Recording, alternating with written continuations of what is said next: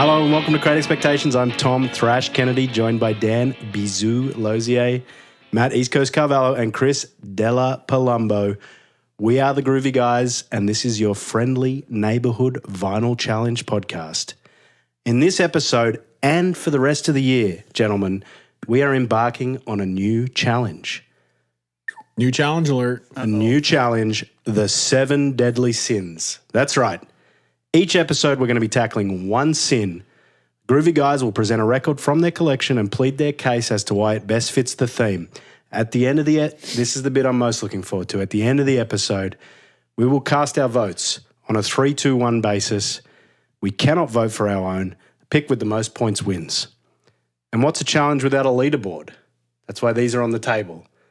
I retroactively went back through the Supergroup Challenge, awarded a point to each Groovy Guy for every musician that made it into a supergroup, including the ultimate supergroup.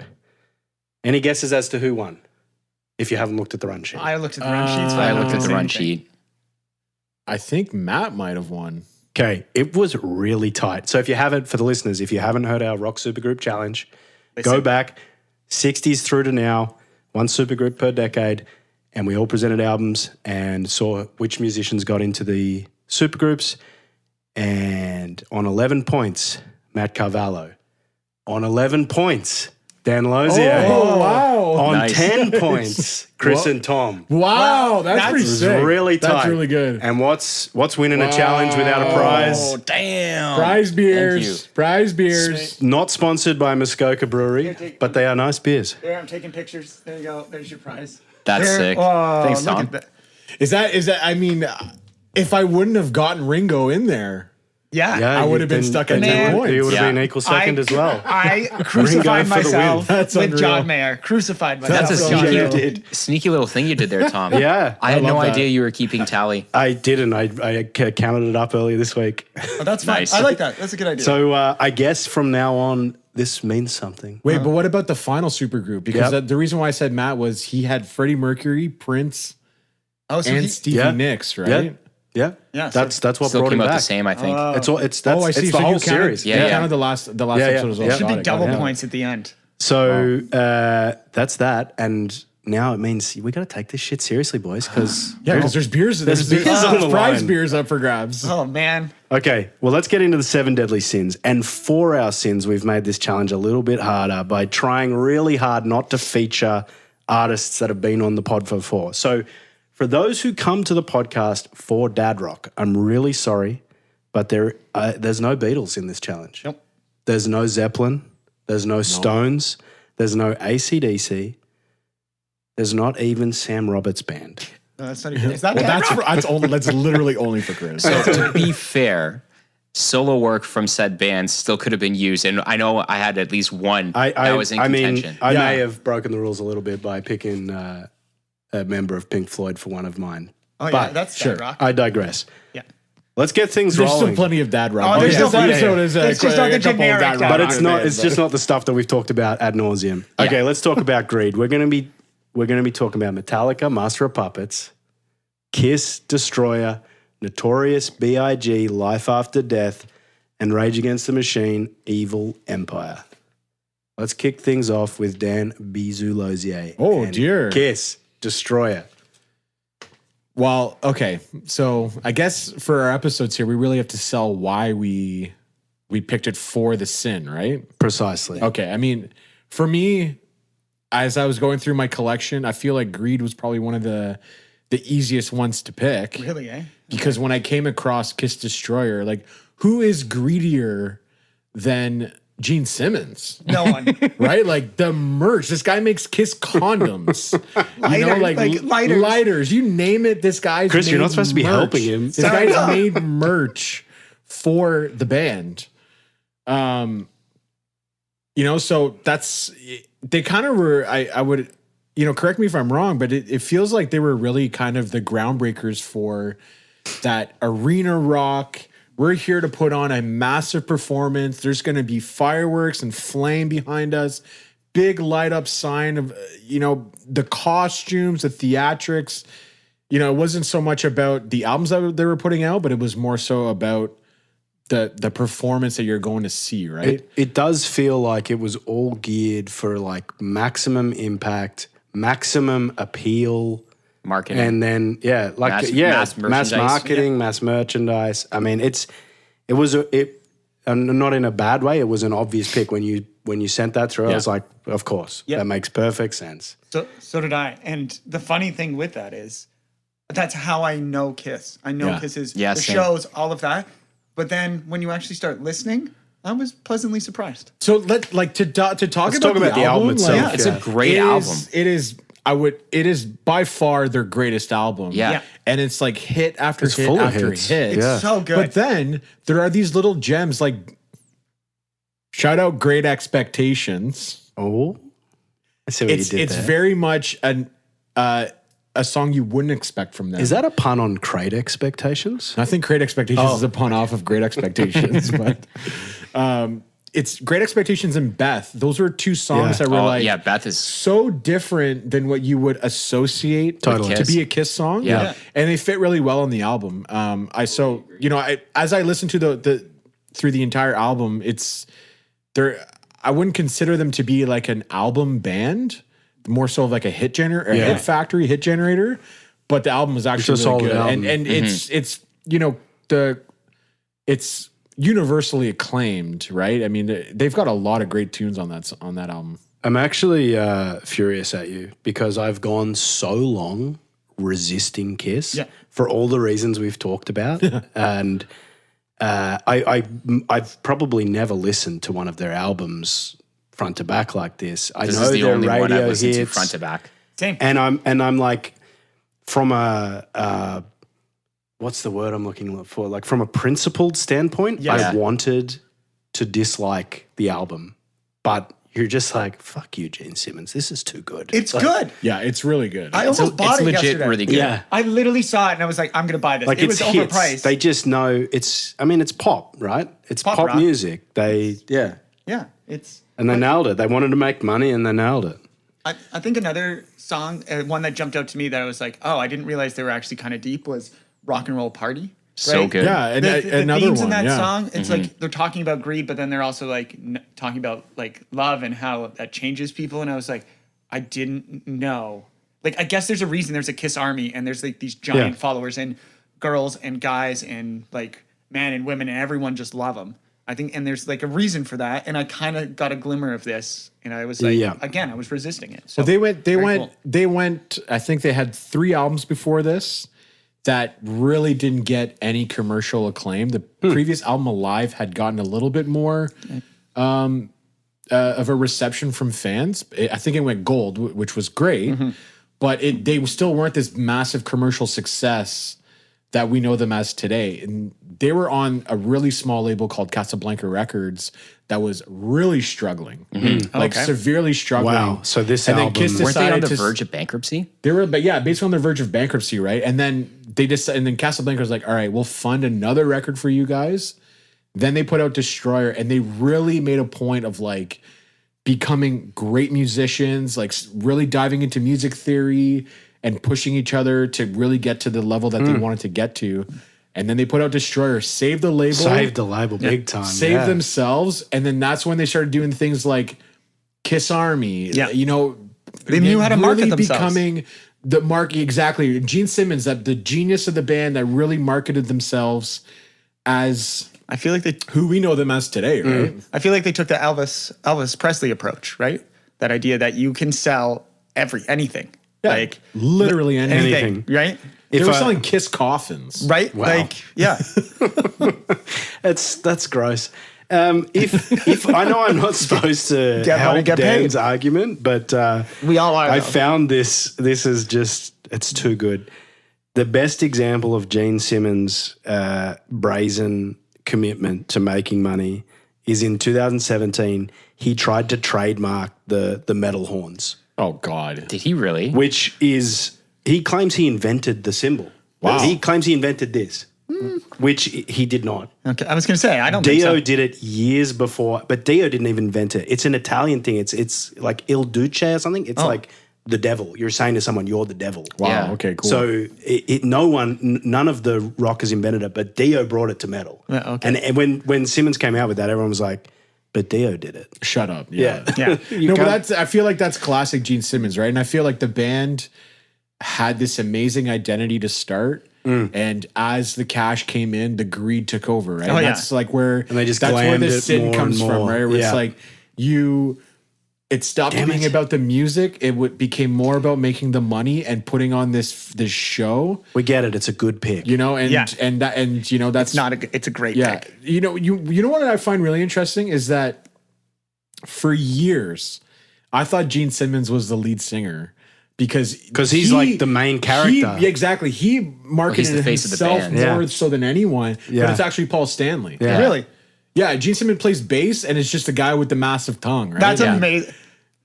I love That's how he so completely Gene Simmons. Exactly. It's I love how very he's Gene the- Simmons, he's the the greedy bastard that he is. Is he the only bass player that most bass players you don't even know their names Well, in a lot of Geddy bands? Lee. Geddy Geddy Lee. Lee. Okay, yeah. Well, okay. I wouldn't. I guess say- that's true. I yeah. would wholeheartedly disagree with Yeah, that but statement. no, but if you ask the like average, Paul McCartney. yeah, that's true. If you're a Okay. fan of music, I get the you normally point. know No, the bass but players. the point I'm trying to make is most people, John Paul Jones. if you ask them who the bass player of this They band are is, typically an afterthought. yes, where Gene Simmons, if you're like, or like, yeah, name a member in a band. Most of the time, they're going to name the lead singer, not the bass player. Kiss, they're going to Whereas name. in this name- instance, they're they're gonna naming name- Yeah, change. Yes, sorry, yeah, I exactly. didn't He bucks articulate the my trend. words.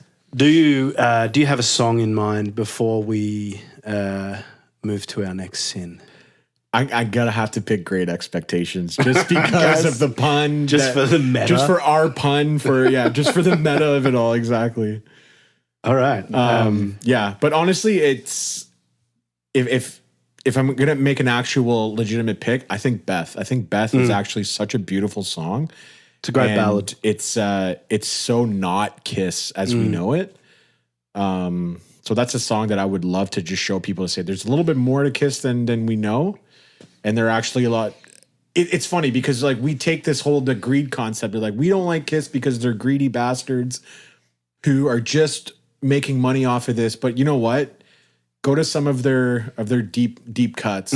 There are actually a lot of great songs. They're Beth being actually one of people. them. I didn't appreciate great that songwriters. this was the start of the trajectory. This was the start. Yeah. I mean, think about the hits on this album, right? It's Detroit crazy. Rock City. It's crazy. Yeah. That's how it starts. Too. Shout It Out Loud. Right? So, Yeah, it's a big album. yeah. God of Thunder. Yeah. All right. Yeah. Oh, God of Thunder's good. God of Yeah. Thunder's a great one. It's I good. was so annoyed. Again, Lots of Oh, great I was so lots of annoyed great when that songs. came on, and I was like, "Damn, this is good." Yeah, me too. I was like, I could just imagine you, Tom, being there like, every fiber of me wants to hate this. Seriously. But I can't hate it. Like listening to Gojira before it, and I'm just like, these guys. It's because they like the image. They're selling themselves as like hard rock, but they're so glam. yes. But they also just became so pompous about it. And Yes. that's what pisses me off about Kiss. And that's why like this album never really gets a play on my record player. Just because I associate Kiss with this bullshit greed. Yep. It's like, oh, you But- know what? but They're you have- actually they're great. They're actually good. good musicians. When- Damn you, Gene Simmons. Yeah, whenever I there's an interview, it's probably from like 2004 or 5, and it's him on like MTV or whatever talking about how to make we money. haven't even talked about it. He's like he did a reality TV show. It's like- probably from and the it's so reality TV bad. show, Yeah. and he's just talking about how to make money Yeah. and all the people he slept with and all this he's stuff. like he's like And I was Gordon just like, Gekko. Like greed is good. yeah, and it was just ridiculous. All right, let's move on from Gene Greed Simmons and talk about Matt East Coast Carvalho, Notorious, B.I.G, Life After Death. Matt, this is a hell of a pick, and you have an OG copy, I presume. OG. Of course. Oh, you're serious right now. OG. So I was just telling these guys earlier. So I ended up buying this in a lot on eBay way back in the day. I think it was like 2002, 2003. Oh, the And golden I age. paid $75 for 50 records. Oh, This was Insane. part of it. oh, It had Insane. a few albums in it, like classic hip hop singles. It had a bunch, and I was like, I think shipping all together, it was like $100. oh my God. Stop Matt. it. So yeah, Wow. list price 75 with shipping, $100, done. So let's talk about the album, and then let's talk about why it's a good pick. So crazy album. This is like, it has to be up there for one of the best hip hop albums of all time. Agreed. It's a masterpiece. Agreed. Yeah, I think it especially at the time, it's like the epitome of East Coast hip hop. Production is top notch. It's got great guest features. There's nothing to say bad about this album. Like I said, it's just a masterpiece. And the reason I picked it for Greed is a lot of the themes on the album are surrounded by greed, right? It's that street life, that hustle, being, super successful now that you're in the music industry, selling records with the, videos with the cars, the flash, the boats, you name it. He wants it all. And I do sense that there's a bit of a struggle between having the fame, but also wanting still a bit of that street life. He talks about that on a couple of the records on the song, but also just the running through as many women as you possibly can. Yeah, because at the time he had a wife. He was also dating Little Kim.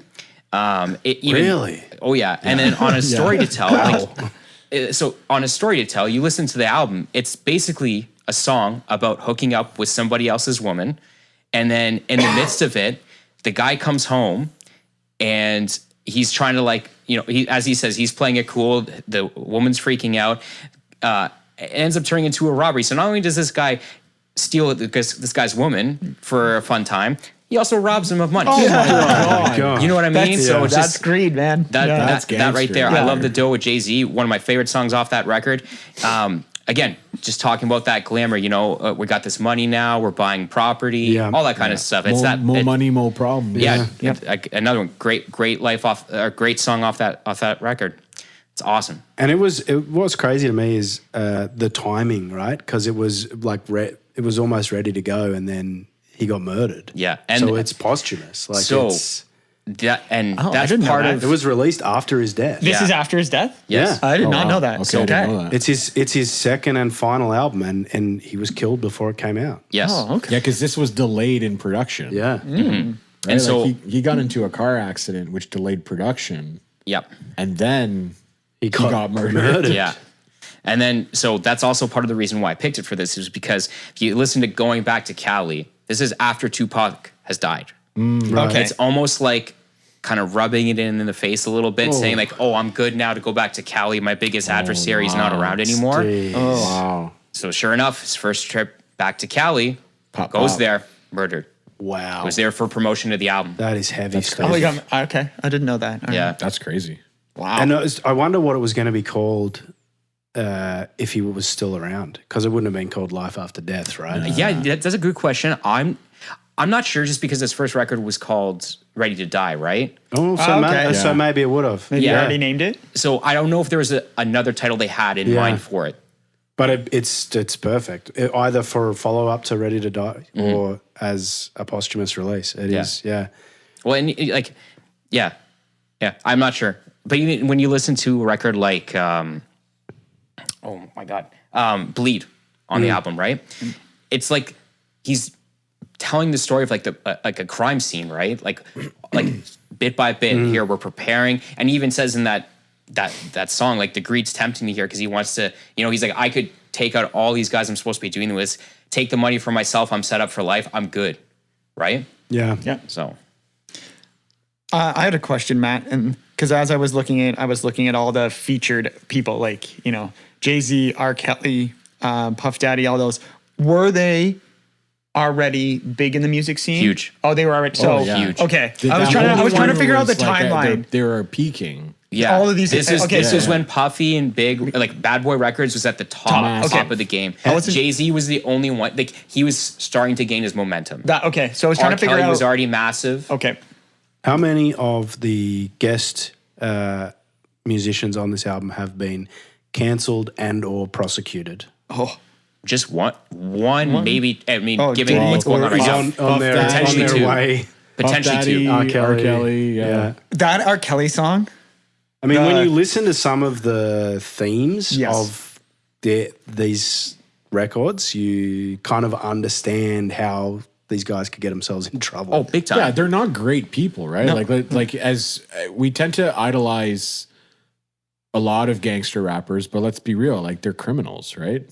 Like some of them were living a life of crime. Yeah, and they and like what a great pick for a Seven Deadly Sins challenge. Yeah, the genre is like comes out of that, right? And the struggles that Totally. the black community Yeah. had to go Yeah. through to kind of persevere and make a life for themselves. But I mean, And some of it's idealized stuff, right? It's like it is yeah. No, but I mean, in a bad the way. thing is that he wasn't glamorizing it. He was living that life. yes, yeah. Like he's one of the few who like put it on the map and was like, this is how I live. That's and this my is why I life. talk about This it. is real. A lot of the Crack stuff that came Commandments. out after that was like, oh, we're just, this is popular. It's People are- hyperbole. yeah, it's exactly, Yeah. right?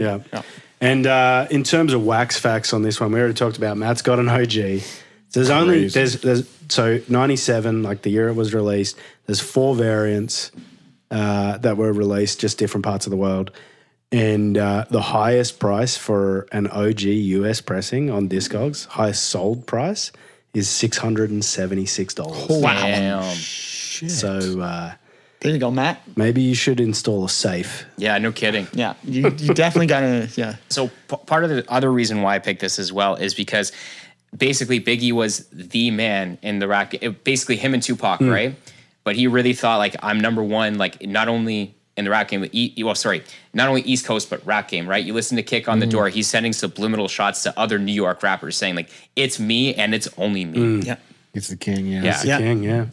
Yeah, I was saying this earlier a little bit. I didn't know I was a Biggie fan. Most of the time, I listened to Tupac. All like my friends in high school, Tupac. My roommates in university, Tupac. And I listened to this and I was like, why didn't I give this a chance? And it was just because you either listen to It's one, that West or you- Coast, East and you Coast. listen, and Yeah. that was still in like the 2000s, right? Yeah, but And actually, I want to hear, Matt, I want to hear you comment on this because I feel like Tupac got a little bit more commercial success than Biggie did. I think he was like more commercially successful for longer than Biggie, was he not? So I would chalk that up to how much he had recorded in the tank rather than how, like, that's what I would chalk it up to, because if you listen to this album, it is very, like, it's, the production's more sided on commercial and hits. For sure, for Like, sure. Yeah. Like, we know the big songs off this album, right? To me, because Tupac had such a crazy work ethic, like, he would go into the studio, record 3-4 songs a day. So and he even said it himself, like he prophesized his death. He always thought it was coming at some point in time. He just didn't know when. So that's why he would record the way he did. Gotcha. So I think part of the reason why he had so much commercial success is because the music just kept coming after he died. Yeah. Okay. Right. Like even like All Eyes on Me, massive selling album. Like Massive, it yeah. did. I'm pretty sure it did more numbers than this album. Right. Oh, really? Yeah. Okay. I'd have to go back and just double check. I don't know all the numbers off the top of my head, but even after that, he released, I think, 7 or 8 albums past his death. Yeah. Right. And they were all Those are like big Hendrix success. numbers. Like, yeah. And like apparently he still has more material that could be released. By his estate. Wow. So yeah, he like Amazing. He had a lot in the tank, and I don't think Biggie had anywhere near the amount of material he had recorded. Right. Posthumously, like he just didn't. Because like anything that's come up past his death has been like remix albums where you're taking a verse from this and mixing it with a new artist and having them add a verse and stuff like that. I don't know how much new material has actually been released, and I don't know if he has anything else to release. Interesting. Okay. Shout out to the production on this album because he's some big time DJ New York. Premier. Exactly. He's a big time New York producers on that album. And you Big can see time. how connected he was. Clark at this Kent's point. on this. Yeah. RZA's on it. Yeah, like there's some massive producers on this album. What's the track? So for me, I'm gonna go with I Got a Story to Tell. It'd be that or 10 Crack Commandments. One of the two. I love was that like, I song. really like that. Produced Yeah. by DJ Premier, man. Is it? He's Yeah. one of my favorite producers. But I'd be remiss if I didn't mention. Sorry, I'm just bringing it up. You're nobody till somebody kills you, because unfortunately there's so much truth to that sentiment. Prophecy. Geez. And it does Wow. tend to happen a lot in the music industry. Yeah. Yeah. Or until you die, right? Like, Yeah, how you many end up artists are blowing up blown way more once Yeah. you've passed. It's unfortunate. We don't appreciate people while they're around as much as we should. Right Great on. pick, man. Great Yeah. pick. Great, Jeez, yeah. it's going to be hard. Yeah, I'm glad this was brought to the forefront. I'm not gonna lie. Yeah. All right, we're going to swing it over to Chris. Okay. Let's talk about Rage Against the Machine's Evil Empire and actually celebrating 28th anniversary. Yeah. Insane. 28 years since it was released, quite recently. Yeah, it's nuts. All right, so I went in a different direction. I went with like this album's all like anti-greed or like pointing out how greedy people are. And I'm gonna say all of you guys in the chat dropped albums real quick that like you found, and I really struggled and still am struggling. I still have one to pick that I can't wrap my head around this concept very well. So I tried to go a different direction because I was like pigeonholing myself. So, and getting obsessed with the definitions, right? I don't know, like. No, that's fair. I had a bit of that. Like, and I had. It was good to clarify, like, what are we talking about? Right, because it's such a, like we just said, greed. Yeah. Right, and Tom, you said like in our other seasons coming up, we're gonna be focusing on that idea of like one word, and we have to figure it out. So yeah, there was a lot of discussion on this, and I struggle with it too. I was like, is this definition of greed? Is this the definition of greed? And you're like, it doesn't matter. You're like copy and pasting Google Dictionary. Yeah, because I was like, well, there's like different definitions, and then there's the Catholic version of I was greed. like, and you're overthinking it. Yes. So then I went, okay, what, like instantly I just closed my eyes. I started thinking of things, and the song Rolling Down Rodeo popped into my head. And I was like, good. And I was like, oh, well, there it is. Like the whole album's called Evil Empire. Yeah. Right? And it's talking about like this greed of an entire nation. Yeah. And how like that's going to be its down, right? Corporate America, the downfall, the greed of the government, the division between the U.S. and Mexico, right? And that whole like pin the societies against each other, and then the people at the top can just do whatever they want because everyone's blaming everyone else. And I was like, oh, that's that. If that's not greed, that's like the greed of a nation, right? The American dream is just Well, I think greed. It's funny because they took Americana, and they portrayed it like what classic Americana did, and they villainized Russia, but instead they were villainizing America. They flipped it on its head. To Russia Russia. back during the Cold War. Yeah. Calling it the evil Because empire. the Evil Empire was the Soviet Union. Right? But I actually really love this pick, right? Talking about corporate greed and greed of a nation. Like it's a great way to think about the concept, Right. and kind of put it on its head. Right? Rather than the artists themselves being greedy or the lifestyle being greedy, right? I was trying to do something it's little bit. activism. Yes. It's anti-greed activism. Right? So And even if you go a level deeper, like like Evil Empire was a Reagan term, right? So well, what's greedier than Reaganomics? Like right. Exactly. the country has been fucked since then because of it. Yeah. Because of corporate greed. Like you could argue that was the start of the decline. So not that the country's like, I'm not saying the whole thing, but that's the way people talk about. They talk about Reaganomics setting up for corporate profit as a like profit over people. Yes. And that's exactly what this whole what they're album's talking about. Yeah. Well, Chris, I'm actually curious because the CD booklet comes with a photo of all these philosophical texts. Oh yeah. Does the record have that same? So I got this just to talk about it. This has been on my list for a very, very long time, and I've been trying to get my hands on it. Whenever I was in the shop, like my local or anywhere, it was never there. Every other Rage album was there. I bought Renegades. I've bought the self-titled 2 live albums that I found in bargain bins, or not bargain bins, but used huge rays, and I could never find this. And John Palumbo coming up strong for Christmas. Got me this with the help of Carvalho over there. And it's my first album with a proper proper inner. Does that incentivize Proper you inner- to get more? A proper inner sleeve. Applause for Chris for the growth, the personal growth. So I've never. Is it also the only record in your collection with an inner sleeve? No, it's not. He's got a couple. I've got 2. He's got at least 2. Whatever Matt has given me. So it doesn't. I have don't know. I've an never- insert. 'Cause you're right. There's like it has like the Anarchist Cookbook. and a bunch of there's different like Guerrilla Warfare by Che Guevara and So I've never opened Art it of because War, it's Sun never Tzu, maybe.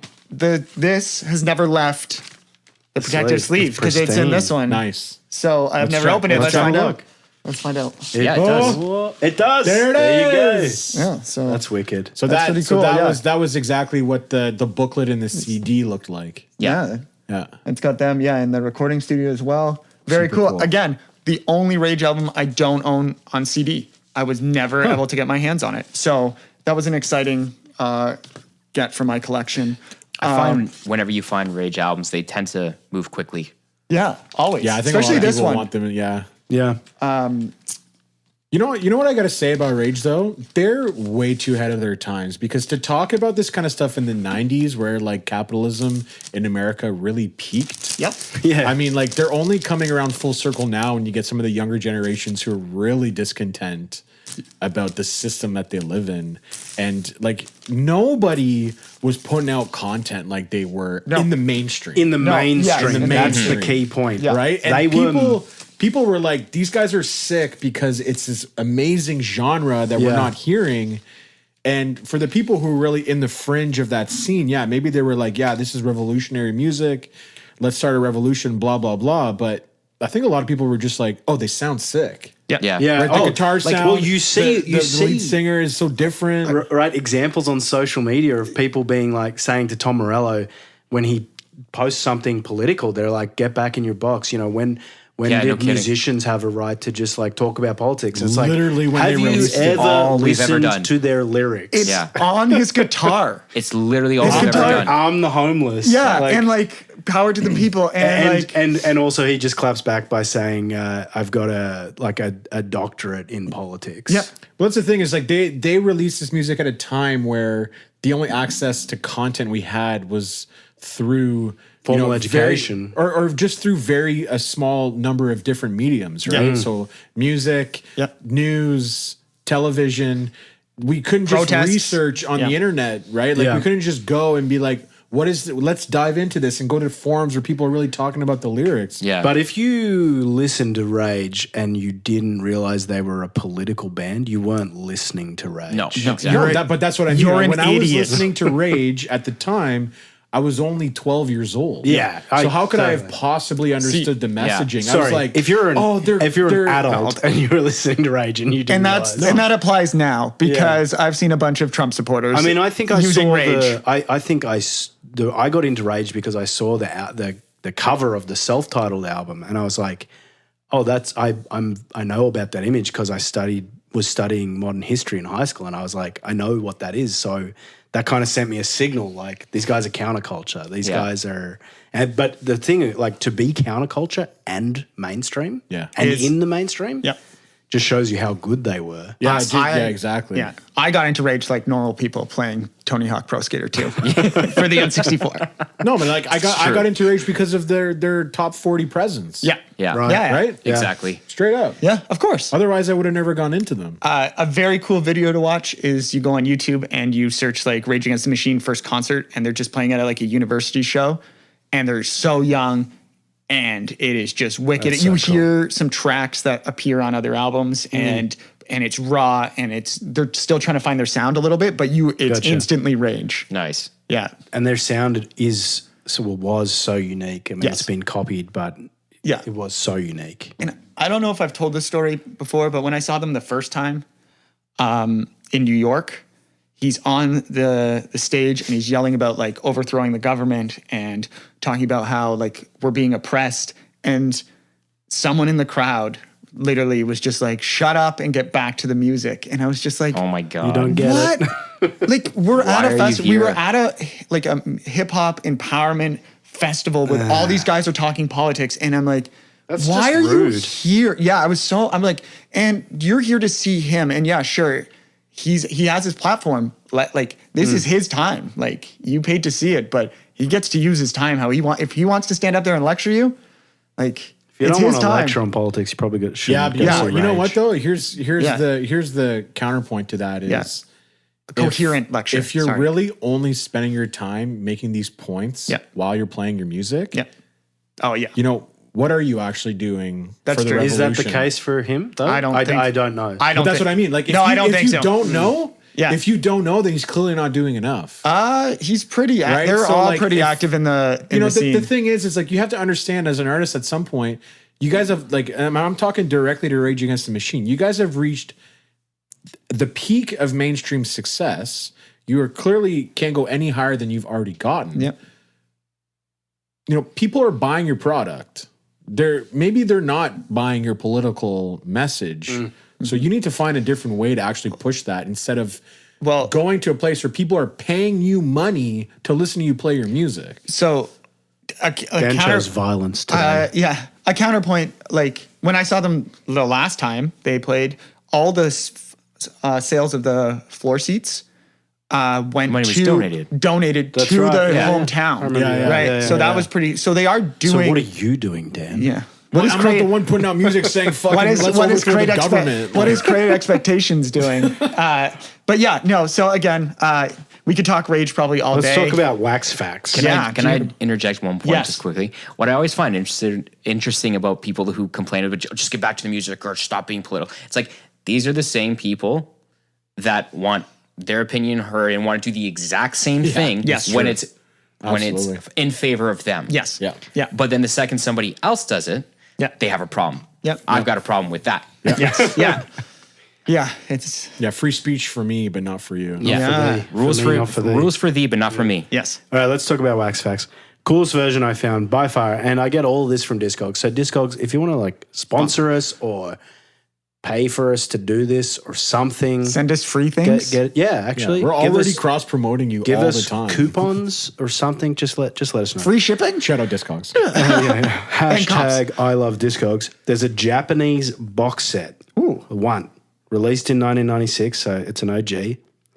It's the only one in the world that did this. It had a T-shirt, it had a flag, like a rage flag. That's cool. And a I want a flag. sticker.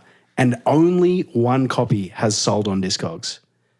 Wow. $621. Oh, That's Damn. all of the pieces intact. With all of the pieces. Oh, that's not as bad as I Wow, thought. I thought it'd be more. Yeah. Yeah. I bet you That's would cool. go now. That's very really cool. cool. But you I did, want there's that. none for sale. Oh, so it must have been quite limited, or I don't know. Yeah.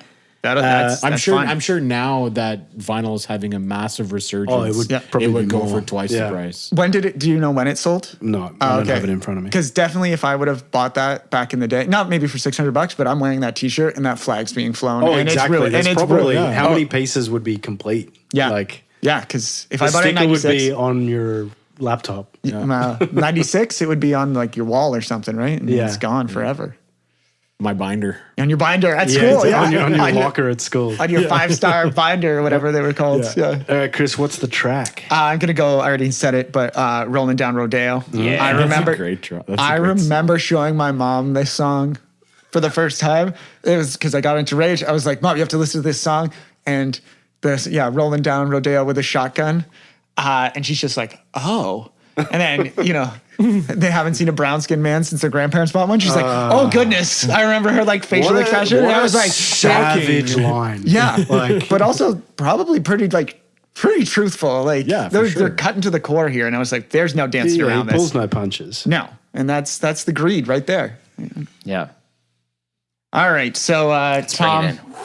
what do you have for us today? Let's talk about Metallica's Master of Puppets. Is this the first time we're talking Metallica on the pod? Yeah, I think That's so. It is. Oh my God. I- you because I was thinking about this. but we've never featured an album. them. Yeah. Right. So do you know what? I was going to feature them in our 80s supergroup episode. And I was going to feature this album. I bought the record for the challenge because I didn't have it, but then I ended up doing ACDC, Back in Black, Nice. which was a good pick because we got Malcolm into the band. That was the Yeah, better yeah, choice. you had Had Yeah. to have Malcolm. Yeah. Anyway, And let's that was a reluctant pick by you because It was. I thought you're a Bon I Scott guy. figured someone else would do it. But anyway, let's talk about Metallica's third album.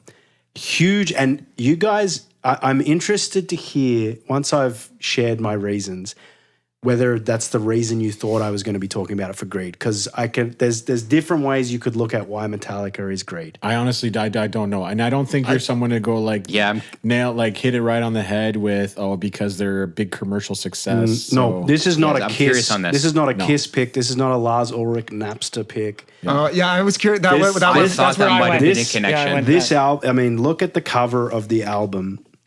It's a puppet master pulling strings above what looks like a Arlington cemetery type setup, right? Yeah.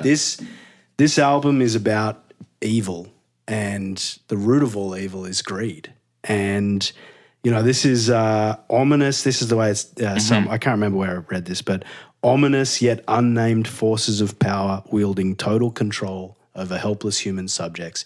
This is about the powers that be, the people that make decisions, people that control our lives and abuse that control and abuse that power and send people to war or get people addicted to pharmaceuticals or whatever it might be. That's what these guys are talking about. And in terms of an album, like this is the first metal album that's in the Library of Congress. Oh, wow. really? That's cool. Big. This is the album that skyrocketed them. This is the album that took thrash into the mainstream. Like this is probably, and I'm maybe inventing this a little bit, but I'm almost certain this is the album that would have like pointed me to thrash metal because this was mainstream enough for me to listen to it and then go, okay, I want to listen to Creator. I want to listen to Slayer. I want to listen to Anthrax. I want to listen to Megadeth. Like this is because this is accessible. Everyone knows Metallica. Everyone knows Master of Puppets. Yeah. And I think my neighbor was into like Metallica Black Album, Metallica Garage Inc., and I was like, I know about Metallica, but I don't really like that kind of 90s metal they were doing. And then I was like, Master of Puppets, Kill 'Em All, Ride the Lightning, like thrash. Yep. But this is where they perfected it and they made it like commercially successful, which allowed them to keep doing what they were doing. Was this with Bob Rock? Yeah, Okay. it was. Yeah, yes. I think it was. Would this have been the first one with him? Hang on. The producer? Yeah. I don't believe so. Because I couldn't remember when they connected with him and started working with him. We're Fun checking fact it on the before we internet. find out who it was. No, it but wasn't, Matt. No. They tried to get Geddy Lee to produce They the album. did. Oh, wow. interesting. Isn't that cool? Yeah. I that wonder would've what been- it would have sounded Yeah, like. but there's just a scheduling conflict. and it didn't work. Yeah. Okay. Yeah, no, it wasn't. Sorry, I Matt, want it wasn't. Geddy Lee to remaster this and hit like I In want his- them to in his version. way. Yeah, Well, yeah. not remaster. I mean, he would have been like the producer. Like, sorry, let's to throw- reproduce. Let's throw this in it. Let's throw that in it. I But want Geddy Lee to take I this don't and have do a whole that. lot more to say about this. It went 6 times platinum. It's That's insane. cover to cover bangers. It is. They like the band really took it upon themselves to become like master musicians. they- Like Ulrich like, Lars was took- getting drum took lessons, yeah. Hammett got yeah? guitar lessons from Joe Satriani. Oh, that's cool. The I didn't drummer know that. recorded the the drum performances lessons on this album are didn't top help notch. a lot. I actually think liked it. Lars is a really good drummer. I think so. he's like classic like big kit. Yeah. Throw me as Loud. many toms and as many cymbals as I can get, but I don't love, and maybe it's a production thing rather than a Lars thing. I don't love the drum sound a lot of the time. Neither do I. Thanks, Matt. And do you know what? Sometimes it's all I can hear. On this album, when I was listening to it recently, I was It's like, probably more to do with the mix then. it's basic. It's Exactly. just basic. When you listen to what other drummers in this genre were doing at the time, and when you listen to modern metal drummers, and maybe that's a bad comparison. But does that make it palatable for someone who Do you know what? I think that's exactly the point. I don't know if that's intentional, but it makes them more accessible. Yeah, because you saying this didn't even occur to me. I couldn't tell you a drum beat like that comes to mind while listening to this album. I always just listen to the guitar. The guitars to me It's stand just out, snare. Yeah. That's all you can hear. right? So maybe that's why. Maybe it's just supposed to. But I think it makes them like there's no double kick, and immediately a double kick would turn some people like it's like that's too heavy for Yes. me. So Too fast, it too makes heavy. it much more accessible. well, so, that is so true. maybe that was an aesthetics choice. and Hetfield's vocals being like dirty, not clean, but not totally dirty, also makes them more accessible. I think that's all part of the reason they became so commercially successful. So I want to pose this question to you because I wonder if you feel this way. Do you feel the guitars are not as heavy as they should be on this album? That's great. That's a really interesting 'Cause point to because me- they don't sound as thrashy as their first two albums. And that's what I wanted to bring up because to me, sometimes it really feels like the drums are overtaking the guitars. They are. And Yeah, on the I really production, feel they like are. there's some oomph, like some real heaviness Yeah. missing from them. Yeah, I mean, I prefer the guitar sound. This isn't my favorite Metallica album. I think it's their best album. Okay. but I don't, Like it's front to not my back? favorite. Okay. And here's what I find interesting is that like this album actually I feel has the least amount of their big hits, but it's from front to back. I think it's the most perfect album. Perfect Yeah, album. I was shocked at and it's how- a concept album, I think. Yeah, and yeah. But probably know the all Black these songs. album has their big hits, Yes, and then exactly. Garage Inc. has Fuel, And like Ride the Lightning has Ride the Lightning has For Whom the Bell Tolls. Exactly. Like there's, and for me, like I love that 80s thrash sound. So I love Ride the Lightning and Kill 'Em All. Those are, that's the sound I like. That's why I like Megadeth, etc. And create like early Creator. But this is, you can't argue with how good this album is. No, the album's really tight. And is. I haven't really ever listened to a lot of Metallica through an As album. an album. Me yeah. neither. And when I finally listened to this front to back, I was like, whoa, this is tight from front to back. This is a perfect album Yeah. for Yeah. the genre. For the genre, yeah. Yeah. So in terms of Wax Facts, to give you an idea of how big this album was, there's 100+ variants on Discogs. Oh my Wow, I god. could see 100 that. plus variants. Variants, Wow. yeah. OG, I mean, this was the peak of vinyl production, right? true, yeah, yeah. OG US highest paid is $600, which is cheaper than I thought. I bought this for the 80s supergroup, as I said, and this is a OG European pressing, which is on the Music for Nations label, which has got they got a weird logo. Nice. Oh, wow. Kind of Soviet looking. Yeah, Yeah. it's Here, European, wait. yeah. Pause for the picture for the Hang about. Instagram. There we go. And I bought this from a guy named Lars on Discogs. Oh, Nice. Wait, Cool. Was he living in Wait. Norway? he or was where he's from? he was in Europe somewhere. Yeah. So I don't think it was the Lars. I don't think Lars needs to sell records to make a buck. maybe he just does Have it. a European pressing of the Yeah. album. Maybe he just does it for fun. Anyway, thanks, Lars. I was really happy to receive this. And my track is Disposable Heroes. Okay. Nice, all right. Cool. Nice. This is the last album they played with Cliff Burton, right? Cliff died in a bus accident. They were touring Europe with Ozzy. Oh wow. Wow. And so yeah, this is his last album, and he would have been a candidate for bassist in the '80s supergroup. He was a phenom. Yeah, I agree. Yeah. Yeah. I think They're all- they're Geddy all- would have still won, but Yeah. They're all very further. I mean, I know that there's 11. They're either you love or you hate Lars, but I think Kirk Hammett is also like up there for one of the best guitarists of that era. big time. They're- He's amazing. Their ability to write an intro to a song. How good is the battery? It starts off with the acoustic, like James the first Hetfield's track. an unbelievable songwriter. Yeah, I was gonna say the songwriting, the hooks in the song, Yeah. like the Yeah. music hooks in the song. I was just like, loved it. I Hammett's love the solos intros. are great. I mean, one of the reasons Sananga was so panned by critics and fans is because there were no solos in it. It's like, hey, you got one of the best shredders in your scene, and you're not doing Love Saint solos. Anger. Oh, I hate you. You're such a Of course he does. contrarian. Of course he does. Everyone hates this. I hate I Metallica, love but I it. love this one. I hate but- the song. but- the album I actually liked. But he the wouldn't have song- got in over Neil Peart in No. the 80s supergroup. No, Lars, no Yeah, way. I don't. no. And Lars would have been like That's a whole nother discussion. the only guy in the band that I don't think would have even gotten a nomination. Yeah, totally. Because like Kirk Hammett is like, when you think of like the most epic frontmans of all time, he's easily He's in that big, discussion. big, yeah. Maybe he's not the best singer. Big Maybe he's not time. the Oh, best and just rhythm his guitarist, presence but alone. Yeah. just his presence as a frontman, he's definitely up there. yeah. Okay, is that that's all 4 albums? Those are all 4 albums. That's all Okay. 4. Master of Puppets by Metallica, Rage Against the Machine, Evil Empire, Kiss Destroyer, Notorious B.I.G, Life After Death. I have some pieces of paper somewhere. Oh, I moved them right there. Everyone have a pen. We're going to I do do our not. 3, 2, 1. I do not. No. There's 2 here. There's a highlighter. All right. We're super organized, as you can tell, listeners. Yep. Tom's a type A person. Okay, so we're ranking the 3 So albums three that are votes. 3 votes for I'll vote and then throw it to you. 3 votes for your top pick, 2 votes for your second pick, 1 vote for your third. You can't vote for your own. Yeah. So your number 1 gets Wait. 3 votes.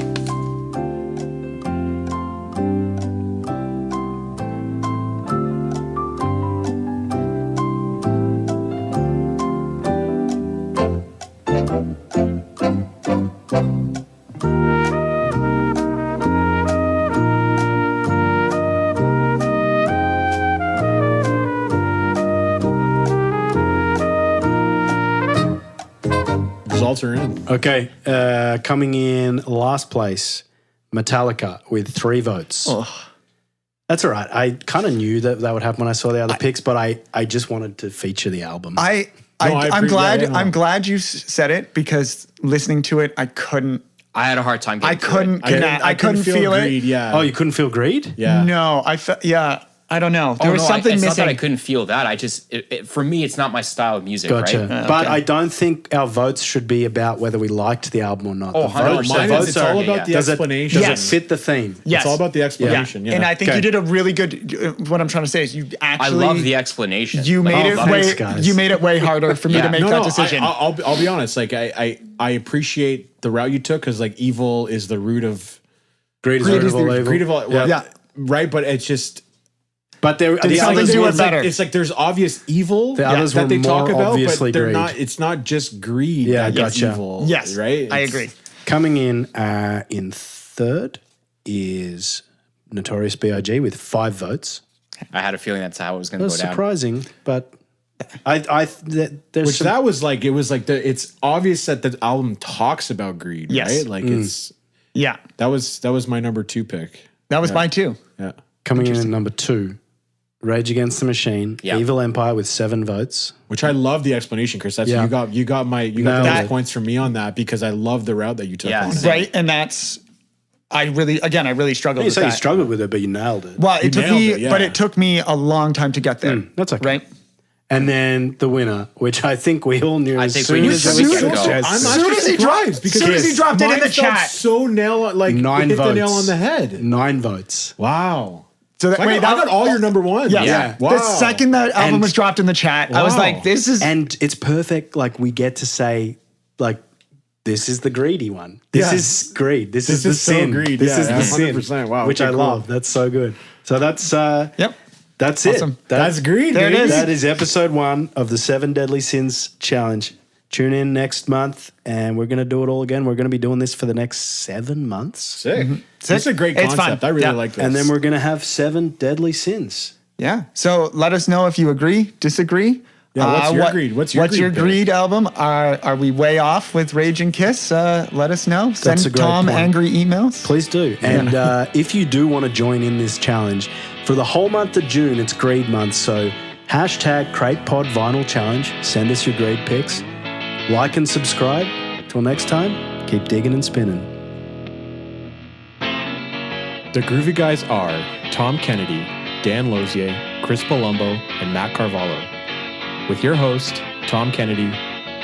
Music by Dan Lozier, post-production by Matt, and album art by Chris.